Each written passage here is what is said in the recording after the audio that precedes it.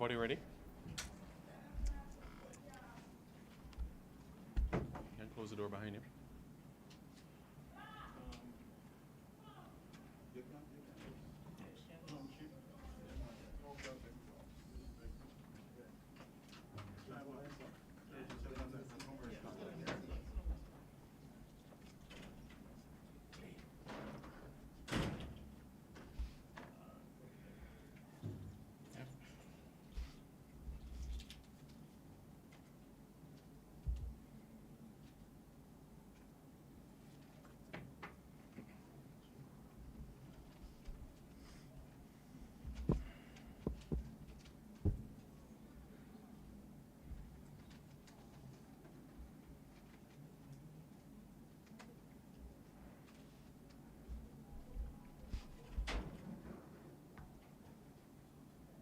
Cuba in the CONCACAF Nations League. Again, I remind the members of the media, please put your phones on silent or vibrate so as not to disturb the press conference. That would be greatly appreciated.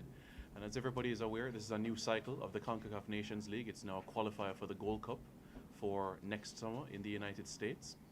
And as we know, we finished third in the Nations League, our highest ever finish in the competition, as we recorded our first medal in 7 years. Tomorrow's match, 7 o'clock at the National Stadium. Before we get into questions from the media and a few remarks from our head coach, let me just introduce the individuals here. To my immediate left, we have the head coach of the senior men's national team, Mr. Steve McLaren, and to his immediate left as well, captain of the Reggae Boyz, Andre Blake. As we know, Andre's last game for Jamaica was in the Nations League as well, as we copped that bronze medal beating Panama 1-0. So welcome back, Andre. Welcome back to the squad, and glad the recovery was also quite speedy as well. So before we open the question and answer segment, Coach, just a few opening remarks for you heading into your first match on Jamaican soil. Yeah, very short and sharp. Looking forward to it. It's been a long build-up since I first came over to Jamaica. It was nice to get into camp, meet the players, get on the grass, and lose my voice, shouting too much. But it's been great from the first day the players came in. Yeah, it's great energy amongst the players, great spirit amongst them, and they've showed that on the training field. We need to transfer what we've done this week onto the field tomorrow to get a result against Cuba. All right, thank you very much, Coach. Much appreciated there. We can now commence the question and answer segment. Please raise your hand, indicate, and we can commence whether your question to Andre or to Coach McClaren. Yes, go ahead, Coach, Robert. So far, tell me some of the things that you have seen from the team so far that you liked about the team. I like the spirit. I like the energy. I like them smiling. They enjoy being around each other. I like the trainings, which is why I've lost my voice, because they've put everything into the training session, the intensity. The desire to work, that's what I've liked. We've tried to introduce one or two things. I think we need to keep things simple. I think the style of play had success. I want to keep that. I want to keep the foundation, keep the basics, keep what they've had for the last 2 years, where they've developed, and as Simon says, third in the Nations League. We want to continue that, but also we want to improve it. So I'm here to help the players go to the next step, the next level, in which we can, stay number one in the Caribbean, but also, let's get up the rankings in CONCACAF. And the ultimate goal, which is World Cup qualification in 26. But your first game tomorrow, in the nerve on your part, I know you have been there and done it before, but your first game, inside the National Stadium as a head coach, in the nerves, how you feeling? Yeah, always. I like that. It means you're ready for the game, and that's what football's all about. Doesn't matter what level. Always, when you play, you're always don't know quite what's going to happen. It's football. We can control the controllables, which we've tried to do, and we've tried to introduce one or two things, keep things simple. And I'm going to concentrate tomorrow on the performance. If we get the performance from the players, normally you get the win. That's what I'll focus on. All All right. Any other questions? Howard Walker. Coach, Howard Walker from Our Today. You are an experienced coach. How would you describe yourself? Are you an attacking coach, a defensive coach? How would you describe your style of play? Or what would you like to implement as well? Oh, yeah. Well, I try to be a winning coach. Because winning keeps you in the job and helps you develop and helps you go forward. So I'm quite a flexible, adaptable coach. I like the fundamentals. I like the basics. I like people knowing their jobs, doing their jobs, working hard, having good attitude, being hard to beat. I think that's the platform of all performances. If you're easy to beat and you're too stretched and you can't defend, you don't win football matches, or not enough. So that is what the team have got. That's what they've developed over the last 2 years under the last coach, and I like that. I like that. Gives us a platform. We need to build from that platform now. In terms of formation, though, what's your preferred formation? That's adaptable. That's flexible to the players that are available. So it depends on the players, depends on the opponent also. So yeah, we've introduced one or two small things, principles, non-negotiables, which we must have in a game. And it's not going to be easy. It's not going to happen straight away. We're going to have spells where maybe we try to build up, but we make mistakes. And, you know, Andre is central to that. And, yeah, I take responsibility for that. So the players, we want them to play. We want them to, you know, be able to deal with the ball, handle the ball, control the game in possession. So not just have a transition game, but to try and have some control, which is in possession, control the game, out of you're in good shape, good formation, hard to beat. Thanks, Howard. Donald, and then Mr. Blake. Coach McClaren, welcome to Jamaica. Donald Oliver from Sportsmax. Over the next 18 months, I'm not sure how much of a Harry Potter person that you'll have to become to lead this team, but let's see what happens. But in regards to tomorrow's game, first game against Cuba in particular, is it that you would be more of a coach tomorrow where the handbrake is up, or you're going to be asking your players to express themselves more as you observe, as this is like a litmus test for you? You're absolutely right. It's a test. And it's the first time I've worked with them this week. I can't fault their attitudes and the work and the attention they've given to the detail we've given them. So I can't fault that. But you're absolutely right.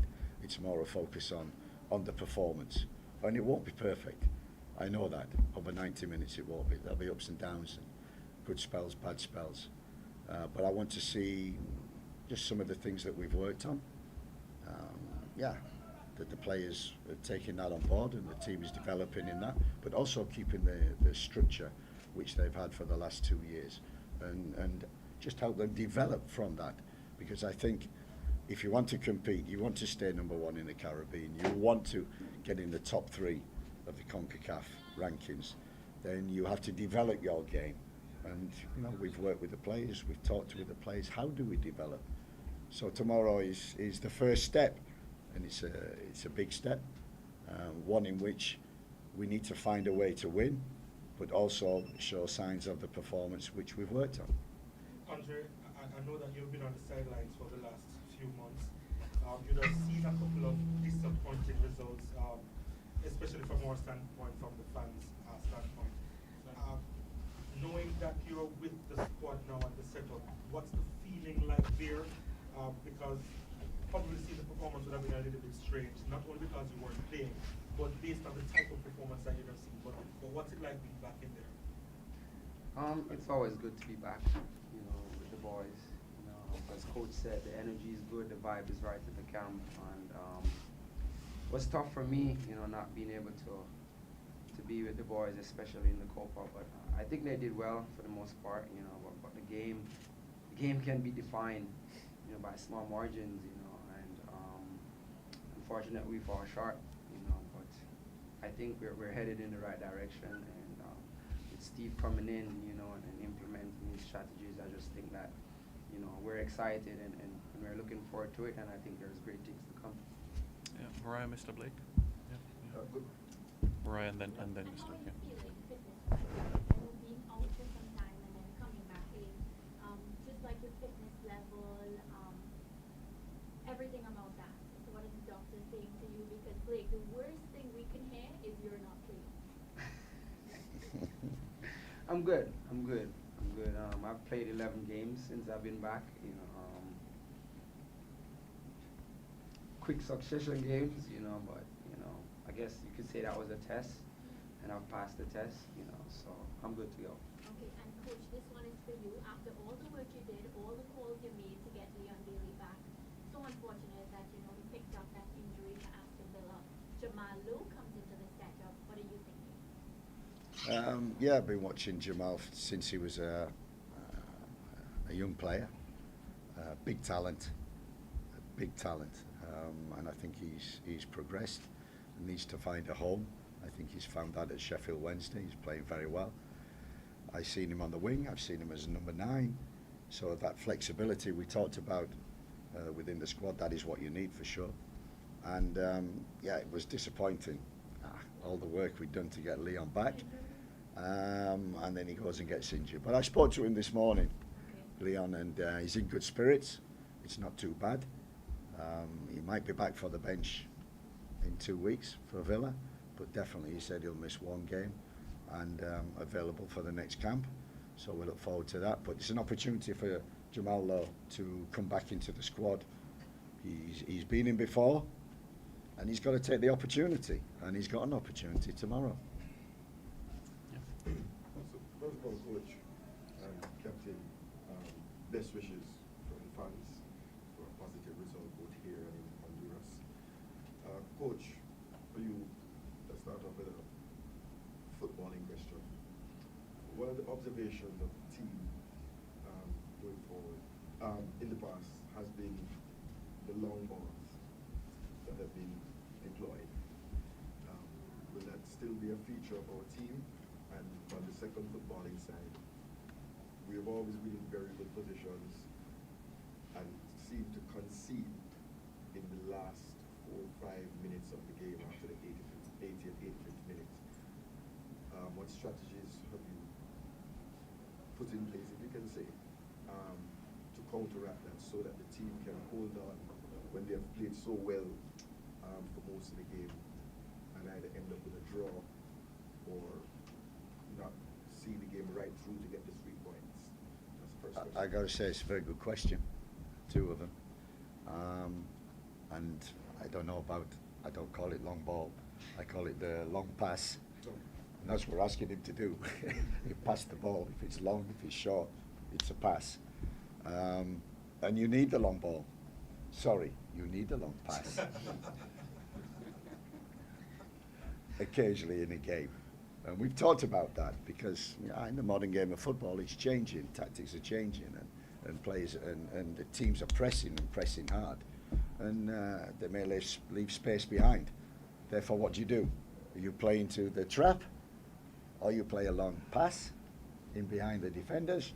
You have to have every strategy. You have to be able to do all the things. And I think that's what, I'm not saying we're trying to develop all the things, but we're trying to vary our game so that we can play.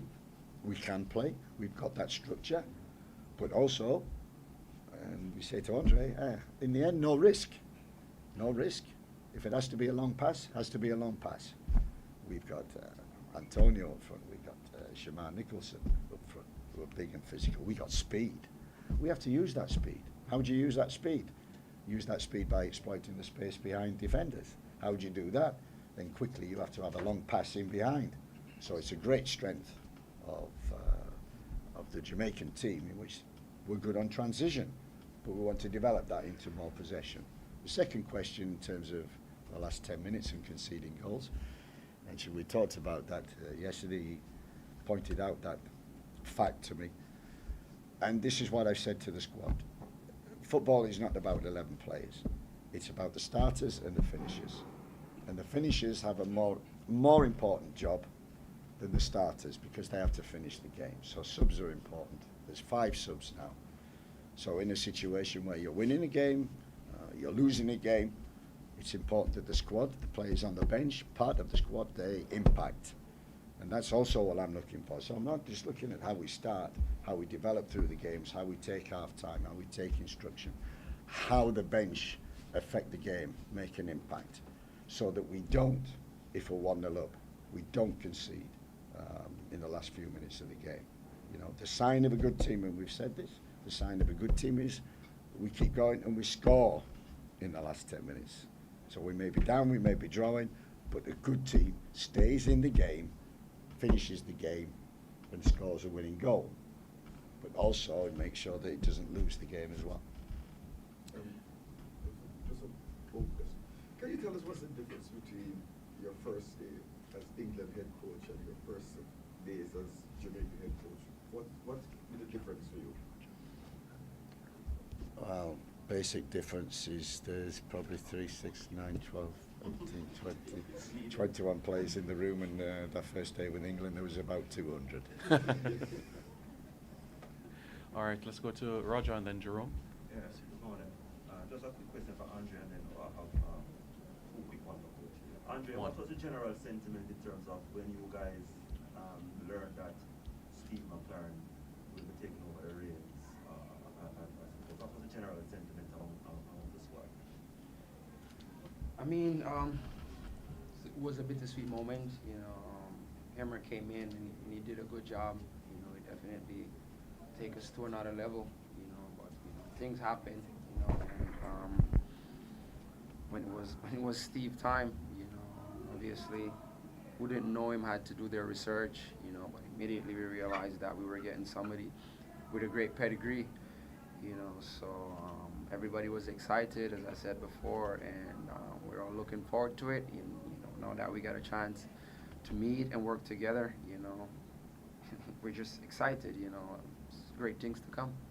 Okay, Coach. Cuba is ranked 160 odd in the world. Jamaica is in the 50s, and there's a general sentiment that this should be an easy 5-6 nil win. Not certain how much blindsided are you in terms of what to expect from the Cubans, but what you know is that you will have the players working with for that game. What would be your general sentiment and expectations heading into that game and coming out of that game? I think the first expectation is, like every game, we plan to win and we expect to win. So that's the first message to them. And then go out and win. That's basically it. Cuba will be a difficult team. They performed very well in the under-20s CONCACAF Cup. They're developing. They've got quite a few resources now. So their game is developing, their coaching is developing. You can see from the team, the shape, the structure, they're organised, they're disciplined. And I think the key thing is the trainer, the coach who was leading the team in the under-20s has now been moved to the senior team. So continuity will, the players will know the system, will know the style. They have a certain way of playing. I've watched them. They're very organised, very disciplined, very difficult to break down. So we expect to take the game to Cuba, make sure that we take the game, use our individual talent, shall we say, in the final third, create and score, but also to make sure they're very dangerous on the transition, that our rest defence is right, and we get the balance between attack and defence and not go too gung-ho. So a balanced performance, expectations of winning, and demanding that we win. Jerome? Coach, I've got a question for each coach and captain first. The coach mentioned that there are some non-negotiables. Are you able to elaborate on some of those, and what is the reception like from the players with those? Yeah, since the first day, Coach said everybody on the team is going to need to want the ball. Everybody on the team is going to have to be willing to run, defend together, fight for each other. And yeah, I have to agree with Coach. If you want to be a really good team and go to the next level and, compete and beat the U.S. and the Mexicos and even, the bigger teams, you have to be able to do these things and do them consistently. And as you said, if you're not willing to do it, you won't be in the room, and that's as simple as it gets. You know, we have to set high standards and maintain them. So, again, you know, I'm really excited, and I'm just looking forward to it. And coach, obviously 2 weeks is never going to be easy for you to implement everything that you want to implement. But what has it been like so far in terms of getting the information across? I think we'll see tomorrow, but it's been 3 days. 3 days is difficult to implement and change too many things. As I said before, and Andre is right, you have to have non-negotiables, and that is absolutely right. Everybody must be able to deal with the ball, take the ball, you know, in modern day football. And if you want to go higher, you have to have players who can deal with that, get out of tight areas, pass through the lines, change play, switch play, comfortable on the ball. That's one thing. We attack with 11, we defend with 11. No more is the one where we leave the 9 up front, he doesn't have to work, or the 11 can cheat. Everybody has to work together in terms of that. And I think the key thing is consistency. If we get consistency in them areas, then you get results on a more level basis. But as I say, it's a process, and it's great. The process started on Monday. Couldn't wait. We're out on the grass. That's where the players want to be. That's where I want to be. That's where we want to be tomorrow night in these big games. Next week against Honduras, hostile atmosphere. This is why we're in football. And people said, are you a little nervous? Of course, the anxiety, because it's football. But that's the beauty of football. That's why we're in this sport and play it, to make sure that we consistently, day in, day out, game in, game out, get the non-negotiables, and we'll be okay. We can take Mario and Eddie, and then we wrap up now. All right, Eddie Vision TV. Coach, a few practice sessions. Have you scheduled and started them yet? Yep. You have a follow-up, Eddie? Robert? Coach, like I said, the first game tomorrow, what would be your word to the fans? As a lot of persons are reluctant to come out and, you know, still reluctant to come out, you know, what would be your word to the fans about, you know, supporting the team? I think one of the goals we talked about when we came in was we want to fill this stadium. We want to fill it. And we're not doing that at the moment. And the players don't like that. I don't like hearing that. I want all the support that we can get, because that's why we play out there. That's why we go out there, for the supporters to play for. Yes, for each other, you know, not for the coaching staff, but for each other and for the supporters. There's nothing better than a connection. And I want to emphasise to the players that the connection we need with the fans, we need to start tomorrow. We need to, give the. We talked about, you know, what is the culture of Jamaican football? What do they want to see? What do they want? So we want to do that. Give them what they want, but also win, because I know Jamaicans, they want to win. They don't want to finish second. They don't want to finish third. They want to win, and we all do in football. So that's the key thing. And the fans, it's up to us, and it's up to performances and results to get to that level and build the crowd up. All right, last one over here. All right, Emmanuel Sullivan, Sportsman to Sports. I just want to ask you about, well, your club career, well documented, and your stint with the England national team. Speak to me about the differences between international football and coaching at the club level. Yeah, somebody said this week, it's a lot of work that we're doing, that we're getting into the day. And I said at top level football, that's every day. And that's the difference between international football. You do get a break. But the camps are really intense. You really have to work hard. You really have to get the information right. You really have to get the strategies right. Whereas club football, I call it relentless. At least with the camps and international football, you get a little breather in between, and then another 10-day camp, you got to go again. So for the coaches, there's that rest. For the players, unfortunately, it's 24/7, 365 days a year, because they're doing both. And football at now, this level, and the level that they're playing at, it's intense. And the pressure, people don't realize the pressure. They don't realize, especially with mental health nowadays, you know, and since COVID, you know, that mental pressure and that mental health has become more apparent. And people are coming out and realizing that, you know, you can't hide in the shadows with the pressure and the stress and the anxiety and no support. You have to come out and talk about it. And I think that modern society is providing that. So I had it for 2 years, Manchester United. It was relentless. Every day, travel, 65 games in the year, travel to Europe, back, next game 3 days later, preparing for that. And the preparation, the detail, it's intense. So at the moment, I'm enjoying this camp. It's back to where I'll get a breather. They carry that on, the pressure, and then in another few weeks we meet again. Thank you very much, members of the media. Thank you very much to Andre and Coach McLaren. Training starts at 10 o'clock, so the first 15 minutes is open to the media. Thank you. 17 minutes.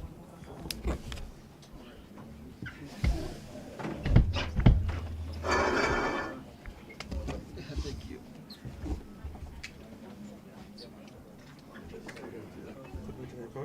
Okay. Thank you very much. Okay. Okay, good. That was good.